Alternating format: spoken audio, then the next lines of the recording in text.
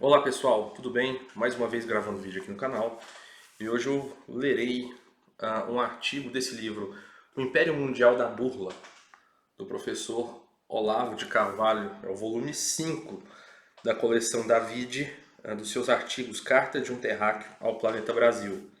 Esse artigo é de 2009, 20 de janeiro, e o seu título é Cultura do Genocídio.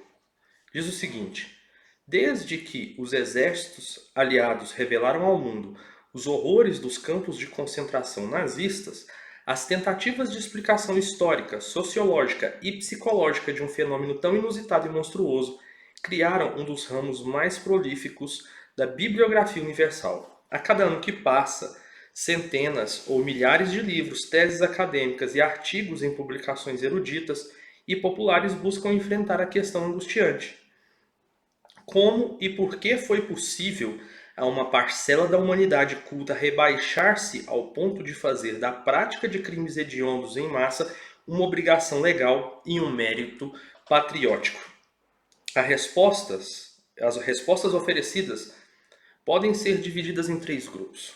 Primeiro grupo: a corrente dominante segue uma linha inaugurada pelo Dr. Fausto, do Thomas Mann, que busca as origens do nazismo no subsolo irracional e satanista da cultura alemã. A noção de que a história social e cultural da Alemanha pudesse elucidar o totalitarismo e o Holocausto veio a se tornar um dogma do senso comum e a dominar praticamente sem contestações toda a imensa bibliografia.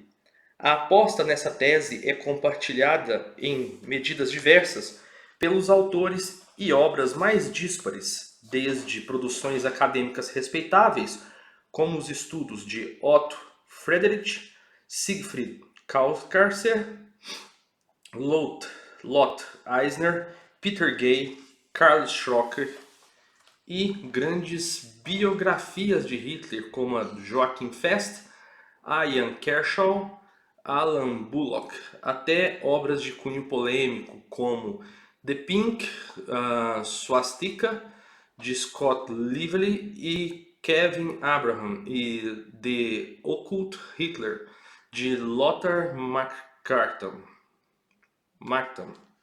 e até mesmo especulações sobre a contribuição ocultista à formação da ideologia nazi. Nigel Pennick, no seu Hitler's Secret Science, Peter Levenda, Unholy Alliance, Story of the Nazi Involvement with the Occult, Dust Scalar, The Nazis and the Occult, Wilhelm Wolff, Zodiac and Swatika, Nicholas Goodrich Clark, The Occult Roots of Nazism, Secret Aryan Cults and Their Influence on Nazi Ideology, etc.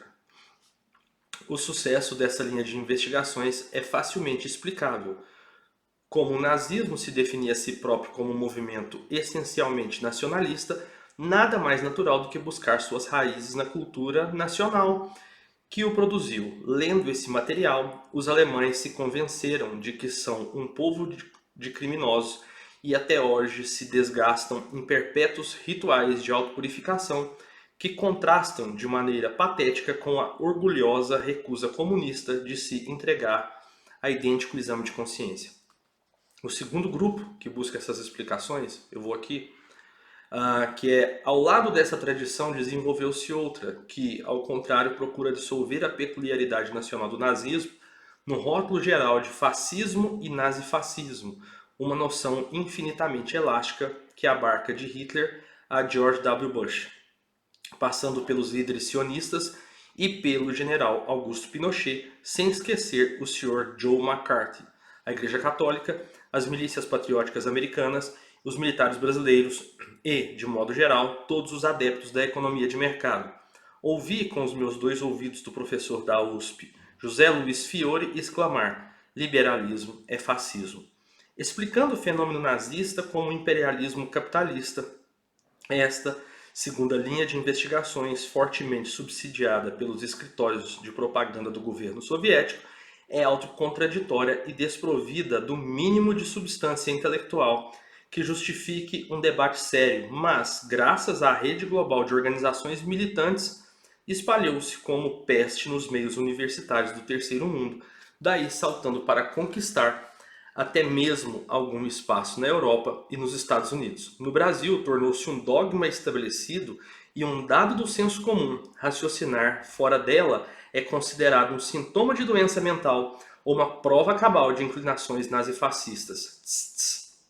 Uma terceira linha, que subordina o conceito de nazismo à noção mais genérica das ideologias de massa, sublinhando suas semelhanças com o comunismo soviético e chinês e sondando suas origens nas fontes gerais do movimento revolucionário mundial, nunca alcançou a popularidade das outras duas, mas teve boa aceitação em círculos de estudiosos especializados, graças às obras de Friedrich Hayek, Ludwig von Mises, Hannah Arendt, Norman Cohn, Eric Voegelin, Ernst Topsch e, mais recentemente, Richard Overy.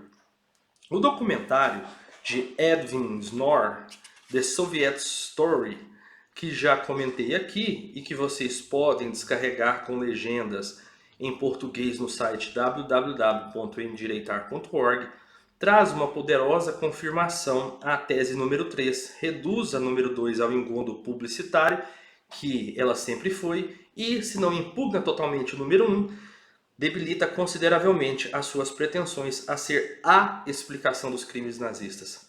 Ao mostrar que toda a técnica dos campos de concentração de extermínio em massa foi inventada pelos comunistas e só tardiamente copiada pelos nazistas mediante convênio com o governo soviético, Snor faz picadinho de qualquer tentativa de atribuir a crueldade nazista a alguma causa especificamente alemã.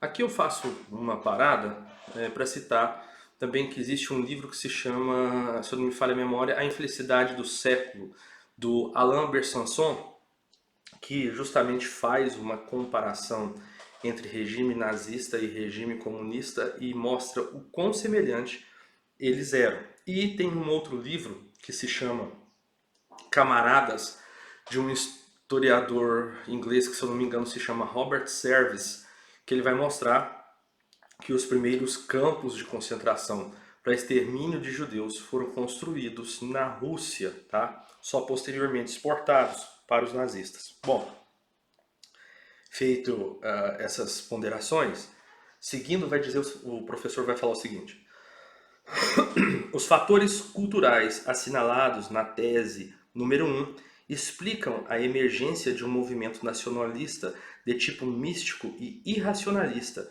mas não a extensão e a brutalidade quase inimaginável de seus crimes. Afinal, movimentos de inspiração idêntica surgiram em muitas outras partes do mundo, sem ter, por isso, recorrido sistematicamente ao genocídio como técnica de governo. O próprio fascismo italiano, com toda a rigidez fanática do seu autoritarismo, nada fez de comparável ao Holocausto, e segundo conhecedores habilitados como Hannah Arendt e Miguel Reale, não pode nem mesmo ser enquadrado legitimamente na categoria do totalitarismo, de vez que o governo de Mussolini jamais tentou sequer obter o controle total da sociedade italiana e, bem ao contrário, tolerou a existência de dois poderes concorrentes, a Igreja e a monarquia. O emprego sistemático do genocídio como instrumento de governo foi invenção comunista. O que aconteceu na Alemanha foi uma fusão deliberada de um imaginário do tipo nacionalista místico com a técnica comunista de governo. Essa foi a originalidade de Hitler, até na opinião dele próprio, ao declarar que toda sua luta se inspirava diretamente em Karl Marx. Ele não se referia naturalmente à mitologia patriótica do nazismo, mas à organização socialista da economia e, sobretudo, ao emprego sistemático do terror genocida. Hitler fundiu Mussolini com Lenin, e a parte genocida da mistura não veio do primeiro componente. Um dos depoimentos mais importantes de The Soviet Story é o do George Watson, um professor de literatura que se especializou nas pesquisas das fontes textuais do socialismo, autor de um importante estudo sobre The Lost Literature of Socialism, que infelizmente não é citado no filme. Watson descobriu que, antes de Marx e Engels, nenhum ideólogo de qualquer espécie havia jamais proposto a liquidação de povos inferiores, expressão do próprio Marx, como prática deliberada e condição indispensável para a instalação de um novo regime. Nem mesmo Maquiavel havia pensado numa coisa dessas. O genocídio é criação sui generis do movimento socialista e 7 décadas se passaram antes que uma dissidência interna desse movimento desse origem ao fascismo e depois ao nazismo, que tardiamente adotou a fórmula do morticínio salvador, então já posta em prática por Lenin na URSS. Diário do Comércio, 20 de janeiro de 2009. Bom, é isso. Um abraço e até a próxima.